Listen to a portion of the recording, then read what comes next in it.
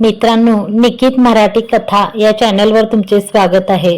प्रेम विरह भाग 35. मागील भागात अर्जुन अभ्यास सांभाळून सगळं करेल मॅनेज याची त्यांनी खात्री दिली, तशी तीही करणला काही सांगणार नाही याची खात्री देत त्याला सामील झाले. आता पुढे. माई, मी जाते ना डबा घेऊन. फोन नाही उचलत दोघंही. खुशी माईच्या मागे मागे रूम मध्ये आली. दुपारचे 3 वाजून गेले तरी करणचा पत्ता नव्हता. त्याचं न येण्याचं कारण तर तिला माहीत होतंच. ते माईंना कसं सांगणार? त्यामुळे जीवाची घालमेल चालू होती. शेखर आणि करणला केव्हापासून फोन लावत होती, पण दोघेही उचलत नव्हते. नीलूताईंना विचारून तिने सगळा त्याच्या आवडीचा मेनू बनवला आणि तो स्वतः घेऊन तिला जायचं होतं. त्याचा रुसवा पण काढायचा होता ना. अगं, गुणाजींना पाठव ना, मग तो नेऊन देईल आणि तू घे जेवून बरे. आज एक दिवस मी बाहेर काय गेले, सगळ्यांची काळ वेळ चुकली. वाजले किती पाहिलंस का तू? हो माई, खूप उशीर झाला, पण मी त्यांच्यासोबत करेन ना जेवण. सोबत घेतले मी खरंच. मी जाऊ? खुशी माईच्या मागून. जा बाई जा, तुझ्या जीवाला काही शांती मिळायची नाही. फक्त सोबत गुणाजींना घेऊन जा, माई म्हणाल्या. हो माई, थँक्यू माई. खुशी आनंदाने त्यांना पाहत पळतच रूमकडे निघाली. स्वतःची छानशी तयारी करून घाईत खाली पळत आली. डब्याची बॅग हातात घेत माईला सांगून निघाली. आज पहिल्यांदाच ती त्यांच्या कार्यालयाच्या ऑफिसमध्ये जात होती. मनाची थोडी धाकधूक चालू होती. उगीच तिथे आलेलं त्याला आवडलं नाही तर अजून रागात भर पडायला नको. जाऊ दे, वरडले तर वरडले, मी खाईन वरडा. अशी ही भूक लागलेली आहेच, ते पण खाईन. एक तर केव्हापासून फोन करतीये, उचलायला काय झालं मग? आत्ता रागात बसले असतील सगळ्यांवर चिडचिड करत. चिडके पापड कुठचे. गुणाजींनी हॉर्न वाजवला तशी तिची तंद्री तुटली. एका भल्या मोठ्या गेटमधून गाडी आत आली तशी तिने समोर नजर वळवली. समोर भव्य दिव्य अशी 2 मजली काचेची आवरण असलेली इमारत आणि त्यावर मोठ्या आणि सुबक अक्षरात पक्षाची निशाणी आणि नाव असलेला बोर्ड नजरेस पडला. गुणाजींनी गाडी साईडला पार्क केली आणि ते दोघं खाली उतरले. कार्यालयाच्या प्रवेशद्वाराशी 15-20 माणसांचा घोळका दिसला तशी दोघांची नजर तिकडे गेली. घोळक्याच्या चाललेल्या गडबड गोंधळामुळे कुणाचंही त्यांच्याकडे फारसं लक्ष गेलं नाही, पण त्यांच्या हालचालीवरून आणि आवाजावरून नक्की काहीतरी प्रॉब्लेम असल्यासारखं वाटत होतं. दोघांनी एकमेकांना पाहून पुन्हा समोर पाहिलं तसं करण त्या घोळक्यासमोर उभा राहून रागात पण थोडा तटस्थपणे काही बोलताना दिसला. धूळ उभे असल्यामुळे फारसं काही ऐकू येत नव्हतं, पण करणचा आणि त्या माणसांचे आक्रमक चेहरे पाहून कधीही परिस्थिती रौद्र रूप धारण करेल याचा अंदाज लागला होता. वहिनीसाहेब, तुम्ही आत बसा, मी भाऊंना सांगून येतो. तोपर्यंत बाहेर नका येऊ तुम्ही. गुणाजींना पण परिस्थितीचा गांभीर्य लक्षात आला तशी काळजी घेत त्यांनी तिला आत बसायला सांगितलं. अहो गुन्नूदादा, काय चालू आहे तिथे? त्यांच्या हातात काट्या पण दिसतायत. खुशी घाबरून समोर त्या माणसांना पाहत होती. वहिनीसाहेब, तुम्ही नका लक्ष देऊ. काही काळजीचं कारण नसतं बघा. हे नेहमीच आहे. तुम्ही बसा आत, गुणाजी तिला समजावत. नको, मी थांबते येते.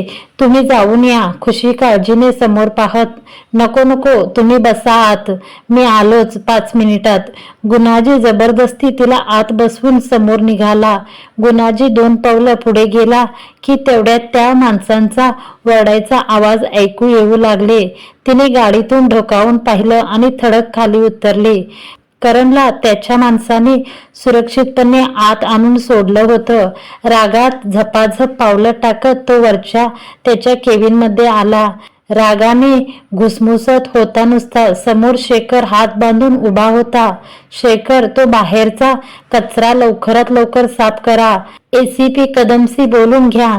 कसली मदत लागली तर पुन्हा हे लोक इथे दिसता कामा नये. काहीही झालं तरी जमिनी आता त्यांच्या ताब्यात जायला नको.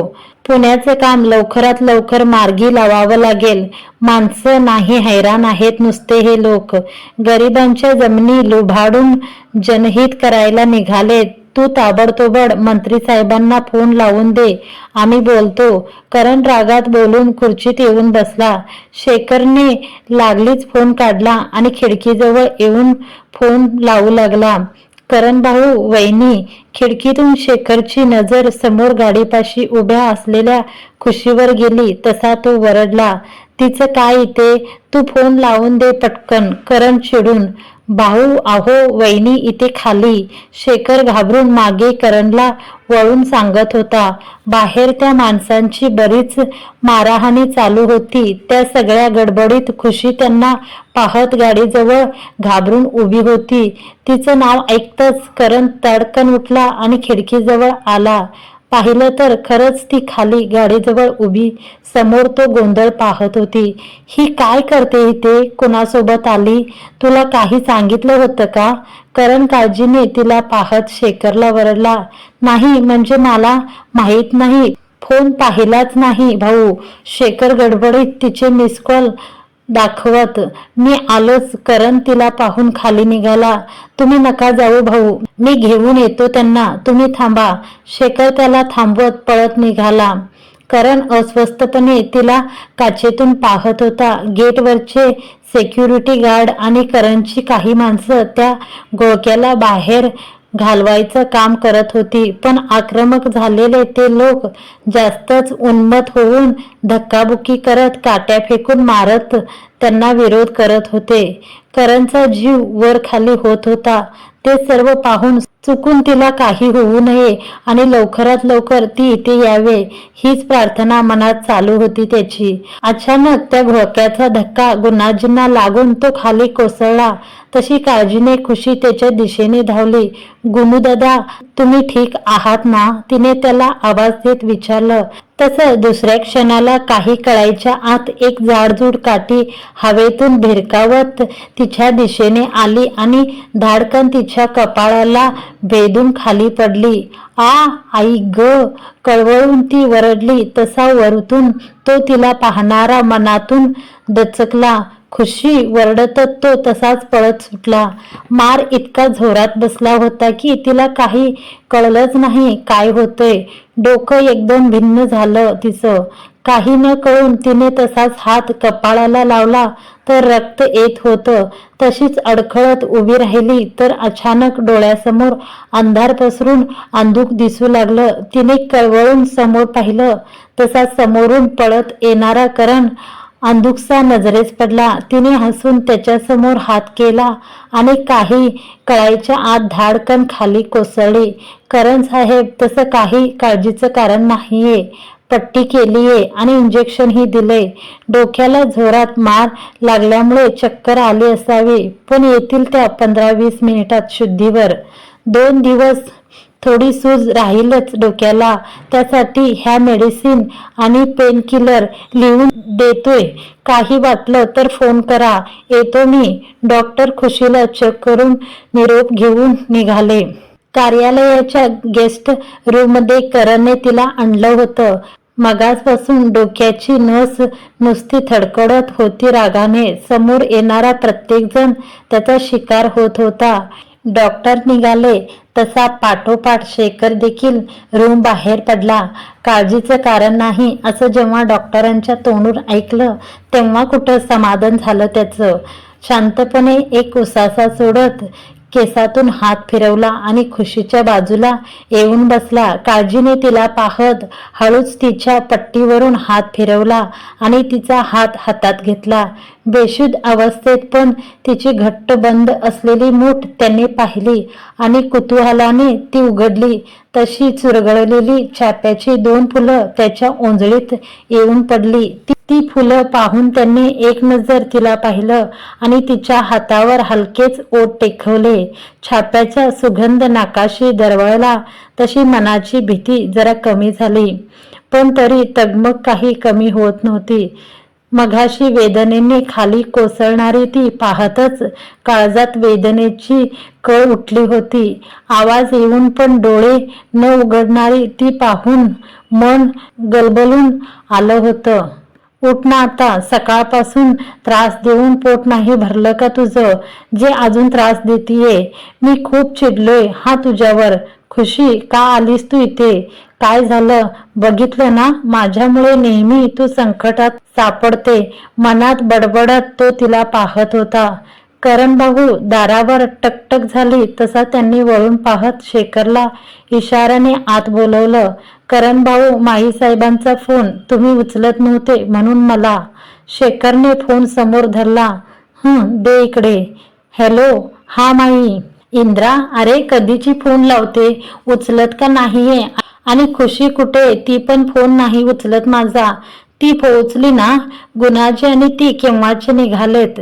माई आहे ती इथे आणि गुणाजी पण आहे, नको काळजी करू. थोडा प्रॉब्लेम झाला इथे म्हणून करणने फोनवर माईला सर्व परिस्थिती सांगितली. माई, तू कशाला पाठवलं तिला इथे? पाहिलंस ना काय झालं? अजून पण तुझं हेच म्हणणं आहे का की मी तिला माझ्यासोबत पुण्याला घेऊन जावं? या अशा परिस्थितीत कसं सोबत न्यायचं सांग तू? याच कारणामुळे मी नको म्हणतोय. सध्या काय चालू आहे सगळी परिस्थिती तुला माहित आहे. अरे हो, पण 2 दिवसापासून तिचा चेहरा पाहिलास ना कसा झालाय, म्हणून मागे लागले होते. आज पण नकोच म्हणत होते, पण ती ऐकल तर शपथ. मन मोडवलं नाही रे तिचं. नीलू तर सांगत होती कधीपासून अगदी उत्साहात सगळा तुझ्या आवडीचं स्वयंपाक करत होती, ते पण चुलीवर. जमत नव्हतं तरी बनवत होती. हात पण भाजून घेतला म्हणे. तू काही बोललास का तिला? माई, मी कशाला काही बोलू? बरं ठीक आहे, चिडू नको. तिला शुद्ध आली की पहिले मला कळव आणि ओरडू नको आता तिला यावरून. काळजी घे आणि लवकर या दोघं घरी. ठेवते आता. मी कशाला काही बोलू? ही माई पण ना नेहमी मलाच बोलत असते. तुझी सून पण काही कमी नाहीये, ती पण त्या अर्जुनाच्या पावलावर पाऊल ठेवतीये. बडबडत त्यांनी तिच्या साडीच्या पदराखालचा तिचा हात बाहेर काढला. पाहिलं तर चांगलाच भाजलेला दिसत होता. जे सांगितलं ते करायला नको. ज्याला मनाई केलीये ते बरोबर हटकून करते.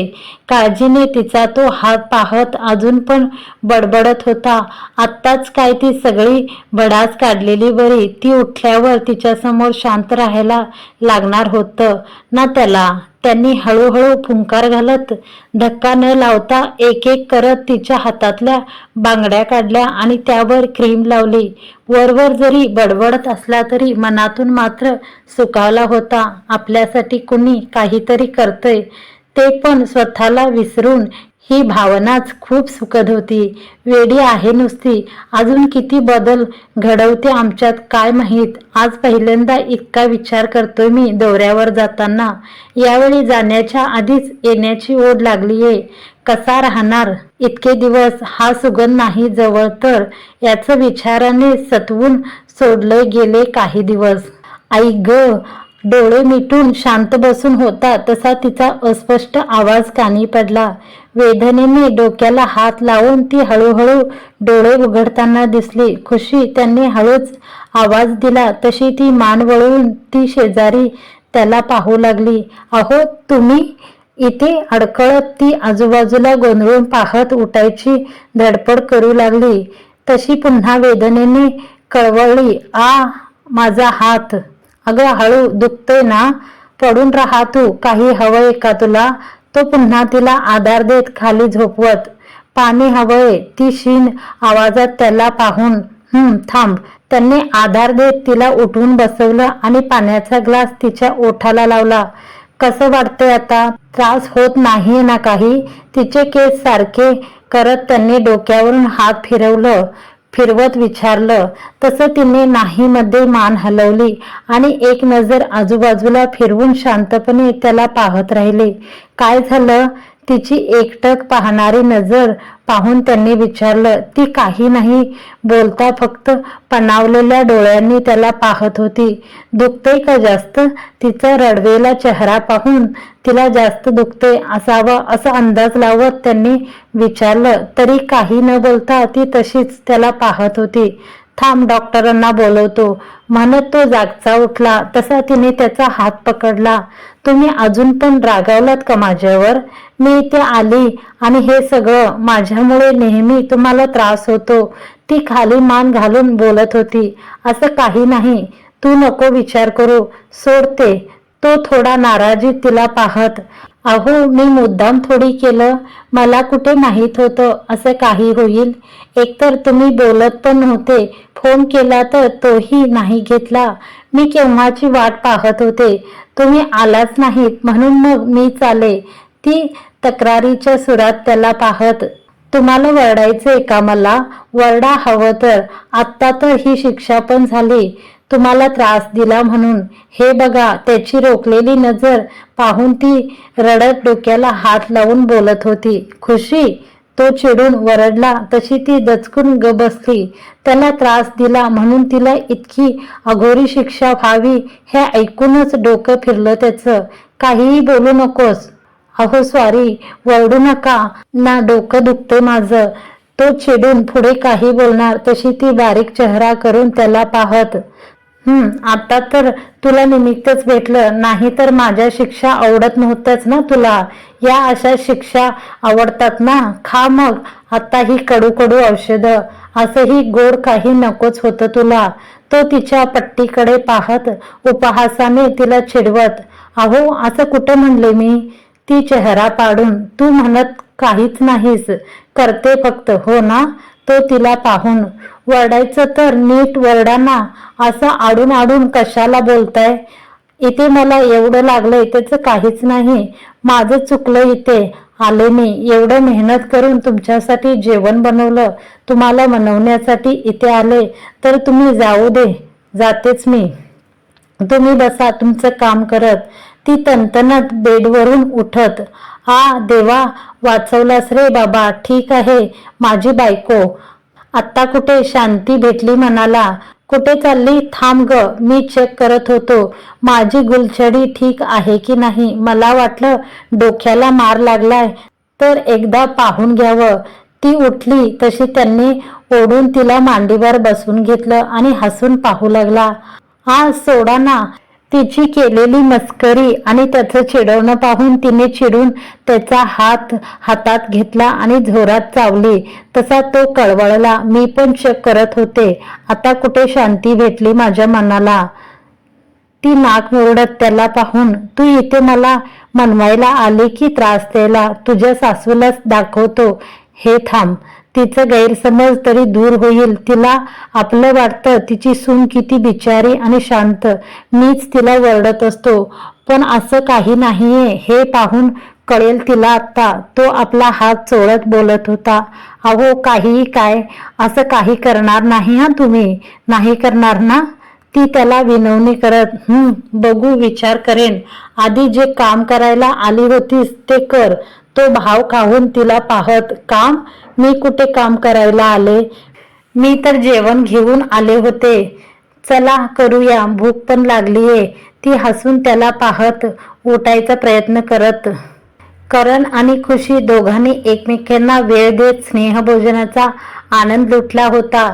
एकमेकांना चिडवत मज्जा मस्ती करत वेळ सार्थकी लावला होता. खुशी पण त्याचा रुसवा काढण्यात यशस्वी झाल्यामुळे आनंदात होती. बोलता बोलता करणने संध्याकाळच्या पार्टीबद्दल तिला सांगितलं होतं. वर हेही सांगून टाकलं की ती दिव्याची पार्टी असल्यामुळे जर ती सोबत असेल तरच तो त्या पार्टीत जाण्यास इंटरेस्टेड आहे. नाहीतर आता तिच्या तब्येतीची कारण सांगून नकार द्यायला तो उत्सुकच होता. माईच्या काळजीपोटी दोघंही घरी आले होते.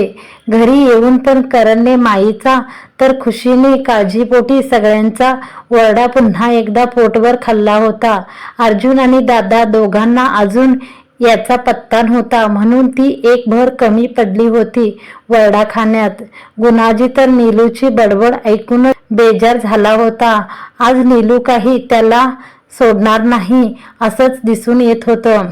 दादा, तुम्हाला तर माहित आहे ना, विरोधकांचं काम आहे हे. त्यांच्या सपोर्टाशिवाय का इतकी हिंमत वाढली त्यांची?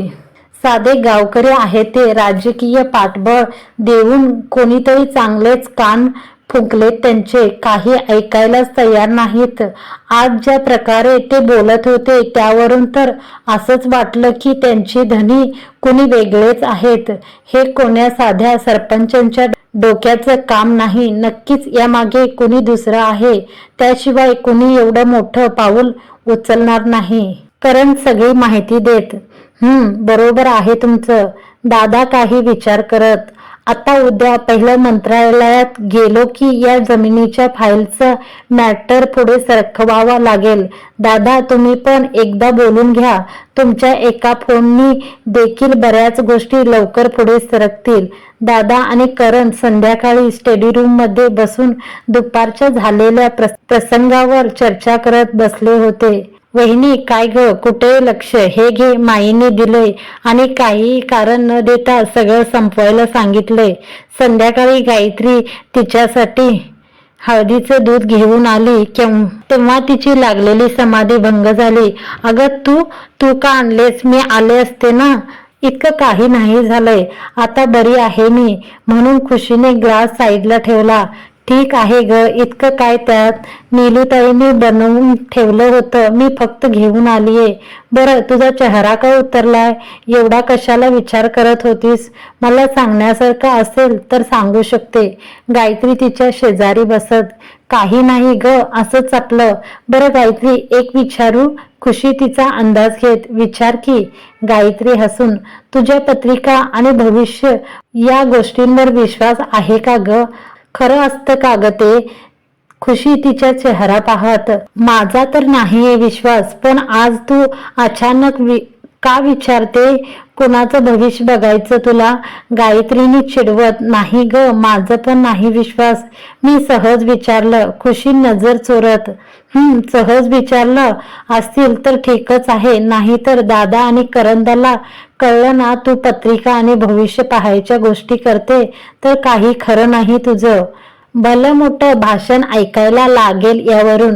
गायत्री हसून तिला समजावत. कुणाला भाषण ऐकवते गायत्री?